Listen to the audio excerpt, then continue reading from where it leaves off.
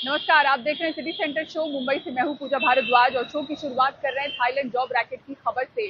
IT sector में job की चाहत में थाईलैंड गए सैकड़ों युवक म्यांमार में फंसे हुए हैं। कुछ फिरौती देकर वापस लौट रहे हैं तो कुछ को भारत सरकार वापस ला रही है। मुंबई से ऐसे ही युवक जो वहां पर गए और फंसे हुए हैं उनको लेकर एफआईआर दर्ज हुई और मुंबई क्राइम ब्रांच ने इस मामले में 2 स्थानीय के साथ साथ एक विदेशी एजेंट को गिरफ्तार किया है। एनडीटीवी ने बात की है मुंबई से सटे ठाणे के ऐसे ही एक युवक से जिनका भाई वहां पर फंसा हुआ है और वो सरकार से गुहार लगा रहे हैं कि उन्हें वापस लाने में सरकार उनकी मदद करे। सुनील सिंह की रिपोर्ट देखिए। अच्छी नौकरी के लालच में थाईलैंड जॉब रैकेट में भारतीय युवकों के फंसने का सिलसिला जारी है। मुंबई से सटे ठाणे से डिजिटल मार्केटिंग में करियर बनाने थाईलैंड गए आशीष दुबे ने जब साइबर फ्रॉड करने से इनकार कर दिया तो कंपनी उससे कॉन्ट्रैक्ट तोड़ने के नाम पर पैसे की मांग कर रही है, जबकि आशीष के भाई अविनाश का कहना है कि ऐसा कोई कॉन्ट्रैक्ट हुआ ही नहीं था। अगर आपको जाना है तो आपको $3000 भरना पड़ेंगे। क्या एग्रीमेंट में इस तरह की बातें थी? नहीं, जॉब छोड़ेंगे तो पैसे भरने पड़ेंगे। ये बात तो इंटरव्यू में भी नहीं बताया गया था मेरे भाई को कि $3000 भरना है, और ना ही वहाँ का कहीं ऑफिशियल लेटर में लिखा हुआ है, ऑफर लेटर में भी नहीं लिखा हुआ है इस बात।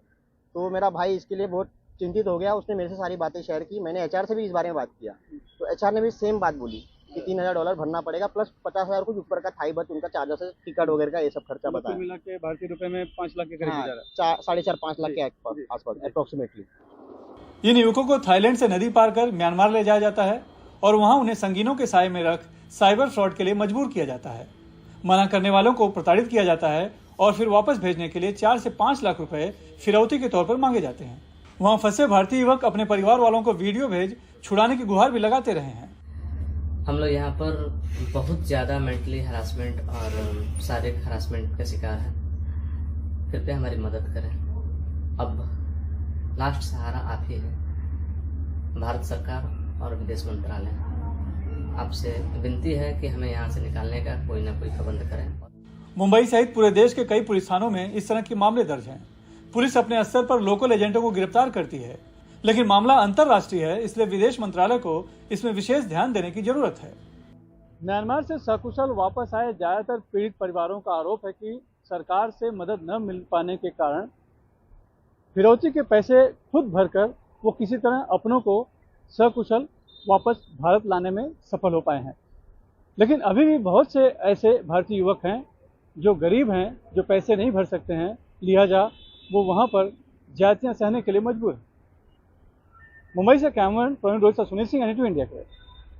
उज्जैन में महाकाल मंदिर परिसर में सोशल मीडिया के लिए वीडियो रील बनाने को लेकर एक बार फिर से विवाद खड़ा हो गया है।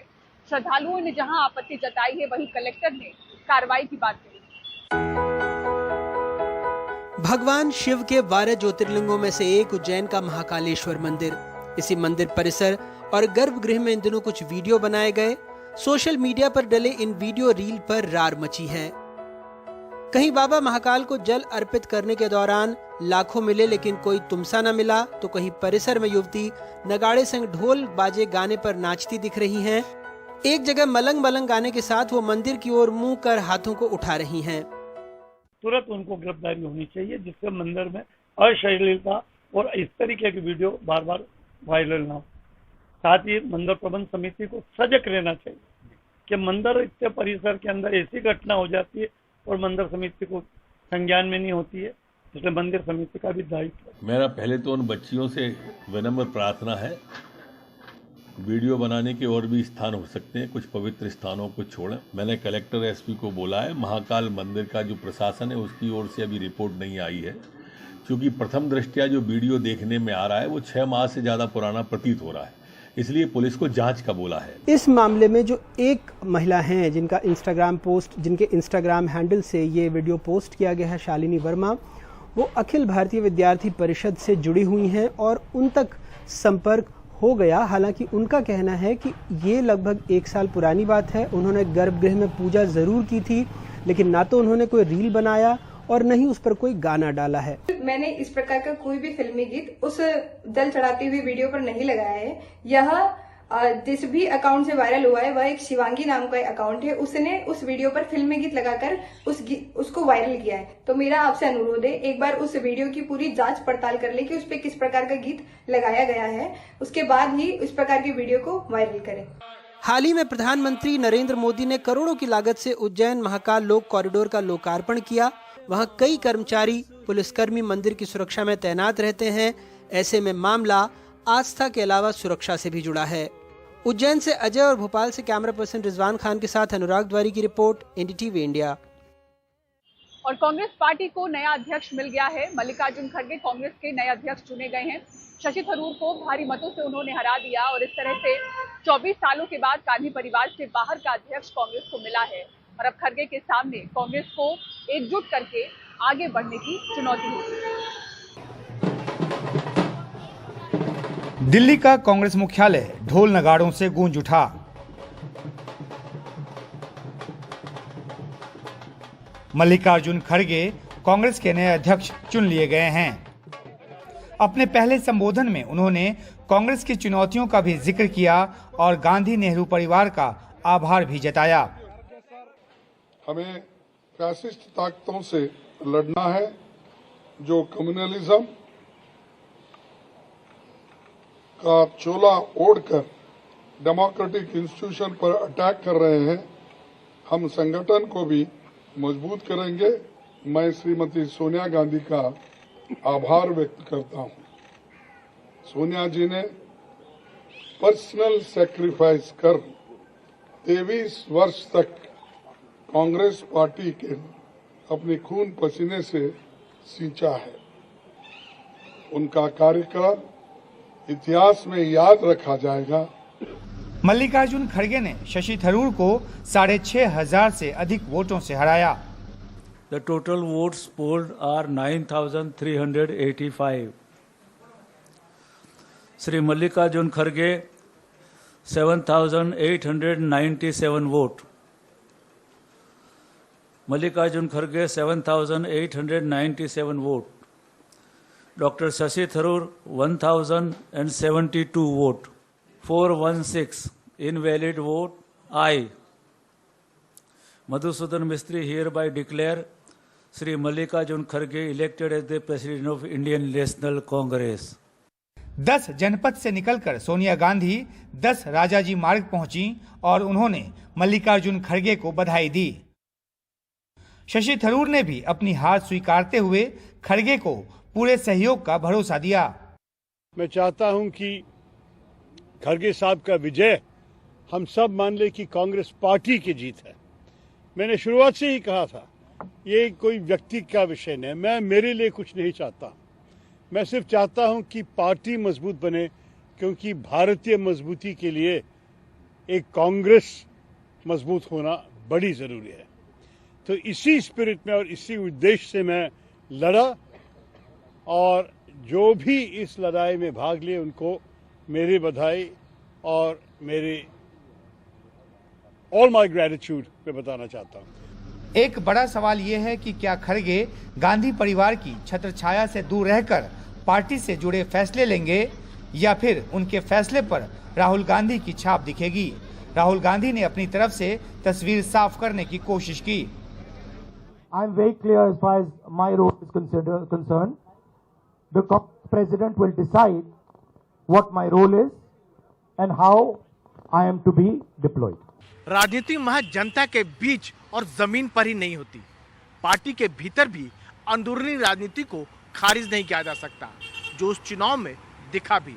बहरहाल नेता का तो चयन हो गया, पर एक विचारधारा वाली पार्टी में विचार अलग अलग हैं, सोच अलग अलग है। अलग अलग सोच के चलते ही पार्टी में अध्यक्ष के चुनाव से पहले बहुत मंथन हुआ। 2019 चुनाव में हार के बाद राहुल गांधी ने पद छोड़ दिया। गांधी परिवार से किसी के अध्यक्ष नहीं बनने का फैसला कर लिया।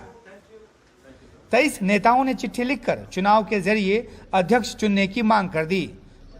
राहुल गांधी भी चुनाव कराने की जिद पर अड़े रहे। पहले गहलोत का नाम चला, लेकिन आखिरकार मुकाबला थरूर और खड़गे के बीच हुआ।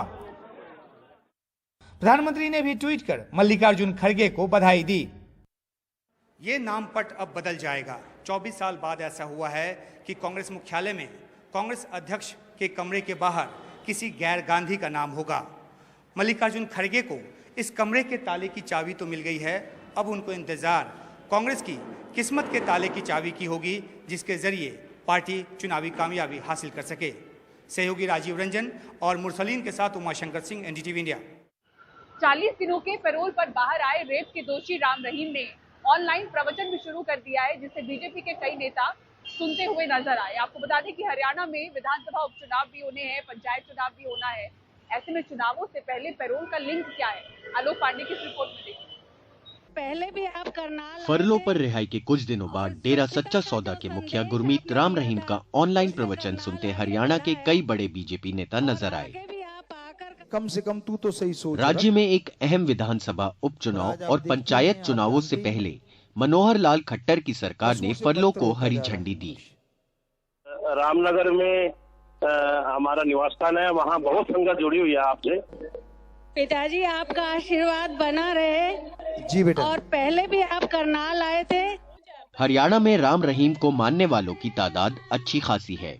पड़ोसी राज्य पंजाब और पश्चिमी उत्तर प्रदेश में भी उनके समर्थक अच्छे खासे हैं। ये पहली बार नहीं है कि उनको इस साल जेल से छोड़ा गया है। रेप के दोषी बाबा जेल से बाहर फरवरी 2022 में 3 हफ्तों के लिए उन्हें पंजाब चुनाव से पहले फरलों पर छोड़ा गया था। जून में फिर वो 1 महीने की पैरोल पे रहे और फिर अक्टूबर में अब वो 40 दिनों की पैरोल पर हैं। डेरा सच्चा सौदा के जो करनाल के एडमिनिस्ट्रेशन हैं, इनके द्वारा मेयर को, सीनियर मेयर, डिप्टी मेयर को कल जो पैरोल के आने के बाद जो बाबा जी ने अपना जो सत्संग किया था, ऑनलाइन सत्संग, तो वो कर वहाँ से ऐसे बन्नावड़ यूपी डेरे से, और करनाल में यहाँ कमोपुरा जो हमारा नाम चर्चा घर है उसमें हुआ था। ये नहीं, ऐसा मुझे मालूम नहीं है। ये जो सारी कार्रवाई की जाती है पैरोल देने की, ये जेल विभाग द्वारा की जाती है और उन्हीं के पास डिटेल्ड जानकारी होती है कि किस आधार पर दी गई है और क्यों दी गई है। I do not know, I have nothing to do with this. 2017 में दोषी साबित होने के बाद से गुरमीत राम रहीम हरियाणा की रोहतक जेल में उम्र कैद की सजा काट रहे हैं। ये मामला डेरे के मुख्यालय सिरसा के आश्रम में 2 महिलाओं के साथ रेप का था। डेरा सच्चा सौदा के प्रमुख को 4 और लोगों के साथ 2002 में डेरा मैनेजर रंजीत सिंह की हत्या की साजिश रचने के मामले में पिछले साल ही दोषी पाया गया है। 2019 में राम रहीम और 3 अन्य लोगों को 2002 में एक पत्रकार की हत्या के मामले में दोषी पाया गया। लेकिन खट्टर सरकार के लिए राजनीति ज्यादा अहम है। आने वाले पंचायत चुनाव हरियाणा के ग्रामीण इलाकों में सरकार की लोकप्रियता का पैमाना होंगे। आदमपुर उपचुनाव काफी अहम है, जहां से बीजेपी के नेता कुलदीप बिश्नोई के बेटे उपचुनाव लड़ रहे हैं। Bureau report, NDTV India. त्योहारों के दौरान ओमिक्रॉन के नए सब वेरिएंट्स ने कोरोना का खतरा बढ़ा दिया है। देश के 3 राज्यों में ये नए वेरिएंट्स पाए गए हैं, जिन्होंने दुनिया के दूसरे देशों में कोरोना के मामले बढ़ाने में अहम भूमिका निभाई थी। ऐसे में स्वास्थ्य मंत्रालय ने जोर दिया है कि प्रिकॉशन डोज को मिशन मोड में बढ़ाया जाए। खतरा टला नहीं है। कोरोना वायरस का नया रूप फिर देश में दाखिल हो चुका है। ओमिक्रॉन के नए सब वेरिएंट, इनकी तादाद 5 से 6 है। इनमें BA.7, BQ.1, XBB, BA.2.75 शामिल हैं। गुजरात, महाराष्ट्र और कर्नाटक में नए सब वेरिएंट की पुष्टि हुई है। दुनिया के कुछ देशों और चीन में इन वेरिएंट्स की वजह से मामले अचानक बढ़े हैं। नए सब वेरिएंट्स को लेकर स्वास्थ्य मंत्रालय चौकस है। यही वजह है कि केंद्रीय स्वास्थ्य मंत्री मनसुख मांडविया ने इंसाकॉग, एंटागी और डिपार्टमेंट ऑफ बायोटेक्नोलॉजी के अधिकारियों के साथ बैठक की। हालांकि अब तक इन नए वेरिएंट्स से किसी को कोई गंभीर बीमारी की खबर नहीं है, लेकिन शुरुआत में कई बार वायरस का व्यवहार पता नहीं चलता। लिहाजा नजर इस बात पर है कि कहीं अस्पताल में दाखिले तो नहीं बढ़ रहे, आईसीयू केयर की जरूरत तो नहीं पड़ रही और मौत के आंकड़ों में कोई इजाफा तो नहीं। यह खबर डराने के लिए नहीं, बल्कि आपको खबरदार करने के लिए है। अगर टीके की तीसरी डोज आपने नहीं ली तो देरी ठीक नहीं, क्योंकि वायरस का आकार, प्रकार और व्यवहार कब बदल जाए कहा नहीं जा सकता। नई दिल्ली से परिमल कुमार, एनडीटीवी इंडिया। और जजों की नियुक्ति को लेकर सुप्रीम कोर्ट और केंद्र की मोदी सरकार एक बार फिर से आमने सामने है। केंद्रीय कानून मंत्री ने कॉलेजियम सिस्टम पर एक बार फिर से बड़े सवाल उठाए हैं। आधा समय जजों का दिमाग और समय अगले जज किसको बनाना है उस पे ज्यादा खर्च हो रहे हैं, ना कि अपने पूरे समय न्याय देने में। तो क्यों हाईकोर्ट और सुप्रीम कोर्ट के जजों की नियुक्ति को लेकर मोदी सरकार के तेवर फिर बदल गए हैं। पिछले कुछ सालों से चुप बैठे केंद्रीय कानून मंत्री किरेन रिजिजू ने कॉलेजियम सिस्टम पर जमकर हमला बोला। आज के समय में जो मैं देखता हूं और देश का कानून मंत्री होने के नाते मैं जो फील करता हूं कि आधा समय जजों का दिमाग और समय अगले जज किसको बनाना है उस पे ज्यादा खर्च हो रहे हैं, ना कि अपने पूरे समय न्याय देने में। तो क्योंकि सिस्टम ऐसे बनाया कि वो नाम तय करते हैं, एक समूह, एक कॉलेजियम, फिर उसका कंसल्टी जज होते हैं, दूसरे कौन उस हाईकोर्ट में चीफ जस्टिस थे, कौन उस हाईकोर्ट के सीनियर जजेस है, कंसल्टेशन बहुत वाइड होते हैं। बात यहीं तक नहीं है, खुद सीजेआई यूयू ललित की मौजूदगी में एक वरिष्ठ वकील ने भी जजों की नियुक्ति के लिए चल रही अटकलों का जिक्र कर दिया। फुसफुसाहट है कि कोलोजियम सिर्फ केंद्र को स्वीकार्य नामों की ही नियुक्ति देगा। जजों की नियुक्ति को लेकर ये लड़ाई कोई नई नहीं है। 2014 में मोदी सरकार इसके लिए एनजेसी कानून लेकर आई थी, लेकिन एक साल बाद ही संविधान पीठ ने इसे असंवैधानिक करार देकर रद्द कर दिया। तब अदालत ने केंद्र को एक एमओपी लाने को कहा, लेकिन तभी से ये मामला अटका पड़ा है। केंद्र सरकार और न्यायपालिका के बीच ये टकराव कोई नया नहीं है, ये कई सालों से चल रहा है। यहाँ तक कि कॉलेजियम की सिफारिशों के बावजूद कई नियुक्तियां और जजों के ट्रांसफर के केस केंद्र सरकार ने रोक रखे हैं। हाल ही में हाईकोर्ट ने 3 हाईकोर्ट के चीफ जस्टिस को ट्रांसफर करने की सिफारिश मान ली, लेकिन उड़ीसा हाईकोर्ट के चीफ जस्टिस एस मुरलीधर को मद्रास हाईकोर्ट का चीफ जस्टिस बनाने की सिफारिश नहीं मानी। जस्टिस मुरलीधर ने 2020 के दिल्ली दंगों के दौरान देर रात सुनवाई करके कई अहम आदेश दिए थे। दरअसल जजों की नियुक्ति को लेकर सुप्रीम कोर्ट कॉलेजियम में मतभेद के बाद केंद्र सरकार का ये तेवर सामने आया है। 8 नवंबर को रिटायर हो रहे सीजेआई यूयू ललित ने 4 नामों को लेकर शेष 4 जजों को चिट्ठी लिखी थी, लेकिन 2 जजों ने इस पर आपत्ति जाहिर की। इसके बाद सुप्रीम कोर्ट में जजों की नियुक्ति पर ब्रेक लग गया। 9 नवंबर को जस्टिस डीवाई चंद्रचूड़ देश के 50वें मुख्य न्यायाधीश के तौर पर शपथ लेंगे, लेकिन केंद्र का ये रुख उनके लिए भी परेशानी भरा हो सकता है। नई दिल्ली से आशीष भार्गव की रिपोर्ट, एनडीटीवी इंडिया।